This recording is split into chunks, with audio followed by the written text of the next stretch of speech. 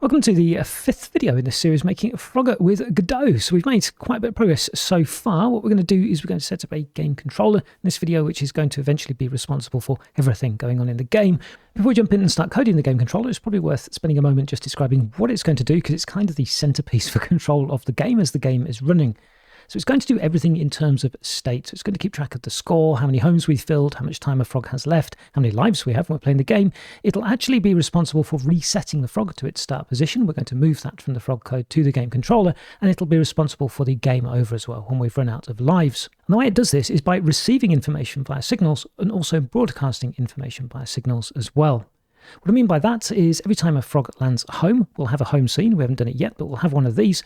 Every time one lands there, it'll emit a frog home signal. The game controller will pick this up and increment a count of how many homes the frog has arrived in. Then whenever the frog moves, the frog will emit a signal, and again, the game controller will pick this up, and in that case, it'll increment the score. In the original game of Frogger, every time you moved up the screen, you would get 10 points, and that's what we're going to do here. Likewise, when the frog dies, it's going to emit a signal. The game controller will also pick this up, and it'll also then be able to track the number of lives that we have, and also end the game if we run out of lives. As it's doing all of this updating, it's also going to broadcast some signals as well, and they in general are going to be picked up by the GameUi. So the UI will be showing the score, the high score, the timer, the number of lives, and also a game over. And all of these states and information will be broadcasted by the game controller via signals and picked up by the GameUi. In this particular video, we're not going to do all of this. What we're going to do is deal with the frog died and the frog moved. So when the frog moves up the screen, we're going to increment a score in the game controller. And when the frog dies, then the game controller is going to reset the frog. Then what we'll do is add a little bit to the game UI so that we can actually show the updating score as we move up the screen. So let's drop back into Godot. So back inside Godot then, the first thing I'd like to do is actually add a new global to the project here. If you're not familiar with what a global is in Godot, it'll basically instantiate a node which sits in the tree alongside whatever scene we're rendering, and it's there for the entire life of the application. In this case, our global is going to be what's known as a SignalHub. So it's a central point for all of our signals to be broadcasted and also received rather than directly connecting scenes together. So I'm going to go to Project Settings, and then to Globals, and in the node name here, type SignalHub. Then we can click Add, and that'll open up a dialog proposing to put it in this path. I'd like it actually to go in a separate folder, so I'm going to click the folder browser here, and we don't have one, so I'm going to make a new folder here called Globals. And then signalhub.gd looks good. I'm going to click Open, click Create, and that's then added our global in here. So I'll click Close, and we should find that we have our signalhub.gd open on the screen in front of us here. That's good. So what I'm going to do is delete this because we don't need any of it. But if I go ahead and run our game now, and go to the Remote tab, you'll see we have our SignalHub global created for us there. So I'll stop the game and close down the output. So inside the SignalHub, for now, we're going to define three signals. We're going to have one called frog moved. We're going to have another one called frog died. And both of these will be emitted actually from the frog. Then we'll have another one called score updated. And this is the one that the game controller will emit, and then the GameUi, eventually, when we've done it, will receive that particular score. Now we get bugs out here with the new versions of Godot because they're saying that we're not using these anywhere inside this particular script here. So what we're going to do is get rid of that by writing some functions that are actually responsible for doing this. So in the case of the frog died, I'm going to do a func emit frog died. Then we can get a hold of our frog died signal and just do dot and emit. Then we can do exactly the same thing for the frog moved as well. So we'll do emit frog moved and frog moved emit. And finally, I'm sure you get the idea, we're going to do exactly the same thing for the score updated as well. So we'll do emit score updated and score updated emit, except we need to take in a score as an integer here. And then I'll remove these gaps from here. So later on, you'll see in the code, we're going to do signalhub.emit frog died, emit frog moved, and emit score updated. So let's emit our signals from inside our code then, shall we? So we'll go into the frog.gd, and I'm going to go to distraction free mode. Then at the bottom here, where we're doing the reset to start when the animation player is finished, we're going to actually not do this here. We're going to do this from the game controller. That's going to be responsible for resetting the frog. The frog simply dies and then waits for something to happen to it. So instead of the reset to start, we'll get hold of the SignalHub here, dot, and we're going to emit on frog died. Now, at the moment, nothing is connected up to this signal, so when the death animation finishes playing, nothing is going to happen in the game. So at the moment, it's broken compared with where it was, but we'll shortly add a game controller, which will then reset the frog. Before that, though, I'd like to also emit the frog moved signal. And we're going to do that when we finish hopping, which is when we score our points. So here we can grab hold of the SignalHub dot, and then we can emit the frog moved. Now we're going to connect to this signal from our game controller when we have it, and we're going to use that to increment the points. I think it's 10 points per move. But what we have here is a little bit bugged because we only want to reward a movement that goes higher up the screen than we've been so far. What we have here is some signal being emitted whenever we move, which will be far too many points. So what we need to do in the frog is actually keep track of the highest point we've been on the screen so far. If we go to 2D view here, what we do have to bear in mind is that y is going negative upwards. In other words, we want to reward ourselves each time our best y gets lower, not higher. So we do need to bear that in mind. So go back into script view. Let's scroll up to the top here, and we're going to add ourselves a new variable in here, and we're going to call that best_y. And then in the reset to start, what we can do is actually set our best y to be equal to our start position.y. Now we can use our best y inside the finish hop. So if I go down to the finish hop, what we can do is check whether we've actually got under our best y. And if we have, then we can reward ourselves with the signal and eventually the points. So here then we're going to say that if our current global position.y is less than the best y, then we can say that our best y is equal to our global position.y. And then we want to emit our signal. Now, before we do anything else, I'd just like to test out that this is working okay. So what we're going to do is we're going to print the best y to the output here. I'm going to run the application and just see if I go side to side, I shouldn't see anything, but if I go up, we should see it. Yes, we do. And then side to side and backwards and up again, we don't see anything. Good. So you can see we're only getting output whenever we actually get a new best y, otherwise we don't, which is exactly what we need. And we score 10 points each time that happens. So I'm happy that's okay. So I'm going to delete that line from here and do Ctrl+S to save. Now what we can do is add our game controller. So let's make a new scene. And this new scene, if I come out of distraction-free mode anyway, it's going to be other node. It can just be a plain old node actually, and call this a game controller. Then Ctrl+S to save, and not resources, where are we? Scenes, and a new folder, game controller, and save. I'm going to go to level and instantiate one of these before I forget. So I'm going to select the root node and instantiate our new game controller scene down here. Then go to the game controller itself. We can add a new script to this, accept all of the defaults, that looks okay to me, and hit create. And then we can get rid of the process here. So our game controller is going to receive these signals, and as I already mentioned, it's also going to be responsible for resetting the frog as well. Now to be able to reset the frog, it needs to be able to invoke the reset function on the frog. So if I select the frog.gd, we're talking about the reset to start here. So it needs somehow to grab itself a reference to the frog, and we can do that like we did with the boundary using groups, except we're not going to do what we did with the boundary here. So if I select the boundary and go to the groups on the right hand side, we gave it the name here. And then we had to type that again inside our code. And whenever you're typing strings repetitively for the same thing, there's always a risk of a little bit of an error.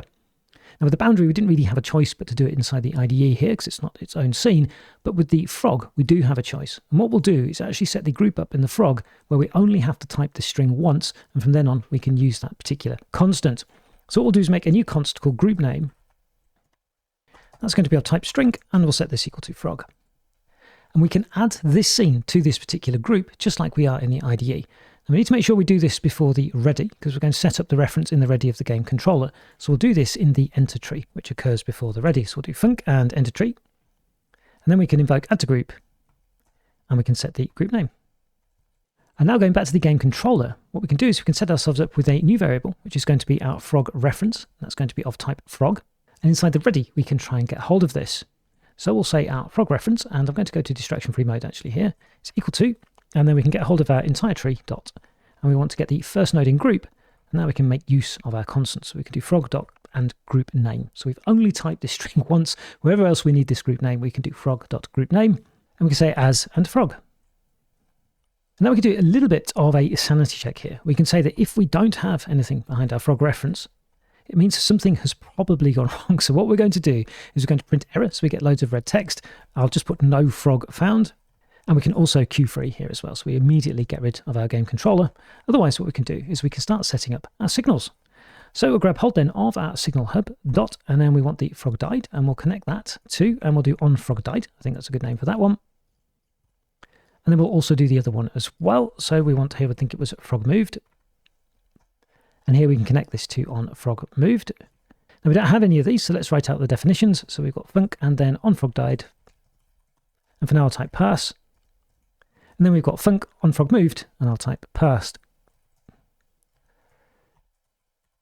So let's deal with the simpler one. That's the frog died. If the frog dies, we want it to reset to start. So we'll do frogref dot and reset to start, and do Ctrl+S to save.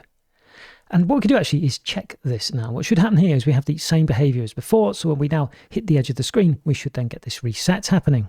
let's open the application and let's have a look. So if I go off to the side of the screen here, what happens to you, Frog? You die, and there's no errors or anything like that, and the movement is working normally as well. Excellent, cool. Okay then, so I'll press F8 to close that down and close down the output. And now let's deal with the frog moving. So when the frog moves, we actually get 10 points. So at the top here, let's make ourselves a new variable, which is going to keep track of the score. So we'll say var score. That's going to be an integer, and initially that's going to be 0. And we want to update this value each time the frog moves by 10 points. And we'll actually write a separate function for updating the score. It's a really short one, but we're going to be updating it from other places as well. So we'll write a new func update score. As a parameter there, we'll send in the increment that we want to add. Then we can say that our score plus equals the increment.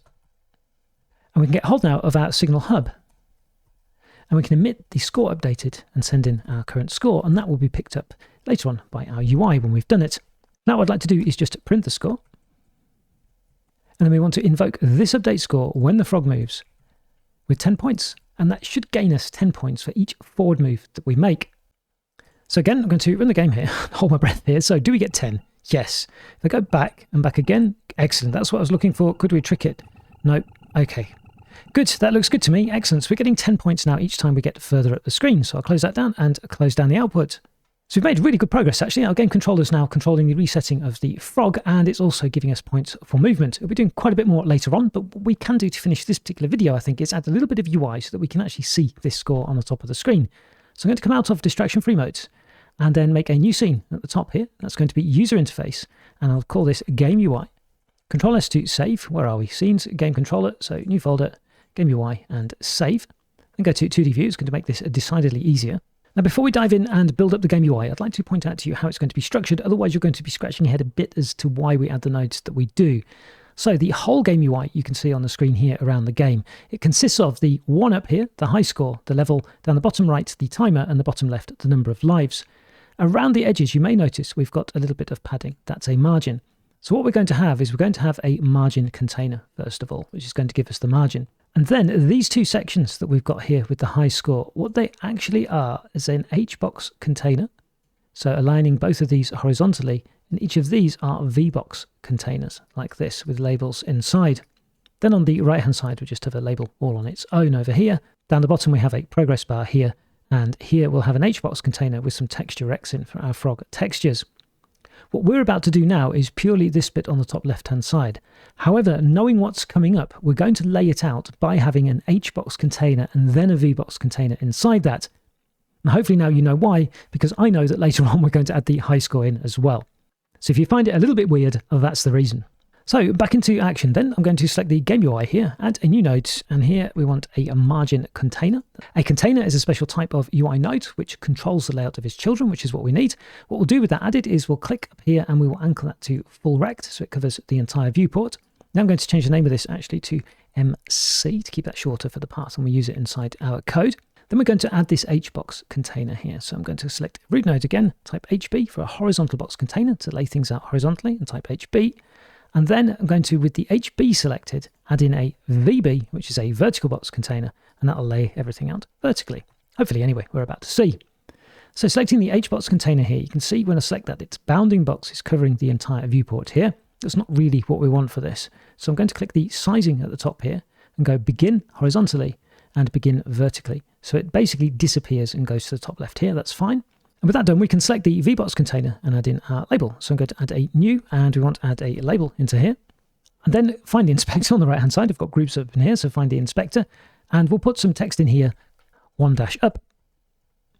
Now, it's not looking very good up here, is it? So what we'll do is we'll do horizontal alignment center, vertical center, and make ourselves some new label settings for our UI. So I've got some new label settings. Click on those, go to font, click the browse. I'm going to take the scrungy bold one here. Now I know already from a little bit of prep it's a bit small as it is, so I'm going to change the size to 24 here. And then leave the colour actually as the default white colour. When I was playing around with things, that actually looked the best that I found. You'll notice that it's right squashed up against the edge of the screen here. That's no good. So what we're going to do is get hold of our margin container here. Then in the theme overrides, constants, add some margin of maybe 12 pixels all around like this. That looks okay. So we've got a little bit of padding on the edge there. Cool. Then with this label here, I'd like to save these label settings as a resource that we can reuse. So I'll drop down and do save as, then go up, and we have resources. Excellent. And I'll call this label white 24 and hit save. And now the score itself is actually going to be a red label. So with this label selected, I'm going to do Control and D, or right click and duplicate to duplicate this, and actually call this score label. Then on the right hand side, we can write maybe 5 zeros as placeholder text here. And I'd like the color of this one to be different. So I'm going to click the drop down here, make this unique. If we change the color of this, it'll change the other one as well because they're using the same resource. So do make unique. I'm going to go to save as and save this actually as label red 24. Then click the label settings, go to the font and change the color of this then to a red-ish color, which means dropping the green and blue. And we should then get some kind of nice red. Good. I think that looks okay. We can obviously change it later on if it doesn't. But that for now completes the visuals of this. What I'd like to do is add this actually to our level to make sure it's looking okay. So we'll go to our level, select the root node. Actually, I'll squash up the boundary and that's better. And then we can instantiate our new GameUi. We should find it sitting there. Now do notice this is really, really close, isn't it? Okay, so I'll go back to the GameUi and where are we? Score label. Let's go to the VB. Theme overrides constants separation and set that to 0. So that shifts that up a little bit. I'll do Control S to save. Let's go back to the level. We've got a bit more space there, but we can probably afford actually to move this end down a little bit. I'm going to put the grid back on. Yeah, we can afford to move that down a little bit. So I'm going to turn the grid snapping off, get the move tool, and with the end here selected, put the cursor over the screen here and just press the down arrow a little bit on the keyboard. That gives us a little bit more space there. I think that's okay. Could maybe adjust the polygon later on as well. We'll see. So I'll do Control S to save. Zoom out, and I'm going to run the game now and just check how that looks. And that looks all right, actually, I think, for our UI. Cool, so I'll close that down, close down the output. What we want to do now is actually get the score being shown in the UI. So let's select our GameUi, select the root node, and we'll add a new script to this. And I'm sure you've probably already gathered what we're going to do here. So the first thing we can do is get ourselves access to our score label. And then we can remove process because we're not going to need that, but we need to set up the signal for getting the score and also set up then the updating of the score. So I'm going to go to the SignalHub and be a little bit lazy here and actually copy these 2 lines and paste these into here. And I'm going to change the emit for on. And then here, instead of doing this, obviously what we want to do is change the text. So we'll say score label.text is equal to, and then we can do a %05D. So that's padded up to 5 zeros, and then a percentage and the score that was sent in. And finally, what we need to do is hook ourselves up then to our SignalHub. So we can find our SignalHub.scoreUpdated.connect on score updated. And that should be all of it wired up now, such that when we move around, the score will now be incremented. So let's run this, hold our breath and take a look. Are we getting some score? We are, cool. Can see the score being updated. And also if we die, we should now get reset and the score, yes it does, it carries on incrementing. Excellent, cool. So that's our GameUi up and running. That's also our game controller up and running as well. And that's probably a good place to stop this particular video. And what we can do in the next one is actually deal with the frog arriving home at its base at the top of the screen. So thanks very much for watching. I look forward to seeing you in the next video for that.